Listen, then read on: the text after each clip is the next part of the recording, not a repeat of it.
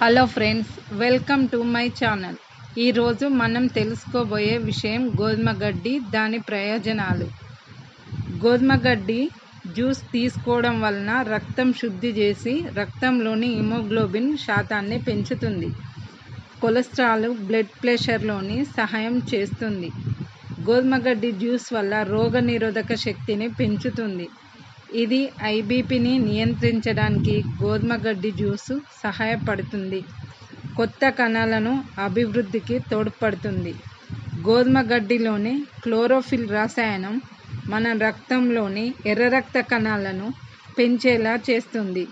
దీనితో మనలోని రక్తహీనత తగ్గుతుంది. ముఖ్యంగా మోనోపాజ్ సమస్యలతో బాధపడే వారికి ఇది మంచి ఔషధం. ఇది షుగర్ని కంట్రోల్లో ఉంచుతుంది. అజీర్ణం, గ్యాస్, ఎసిడిటీ, మలబద్ధకం లాంటి సమస్యలు దరిచేరవు. క్యాలరీలు తక్కువగా, ప్రోటీన్స్ ఎక్కువగా ఉండే ఈ జ్యూస్ను వరుసగా 21 days తాగడం వల్ల హై బీపీ, షుగరు అదుపులోకి వస్తాయి. అలాగే ఛాతీలోని మంటను, అధిక బరువును తగ్గిస్తుంది అని నిపుణులు చెబుతున్నారు. Sugar, BP, thyroid, psoriasis, cancer వంటి వ్యాధులన్నిటికీ ఇది దివ్య ఔషధం.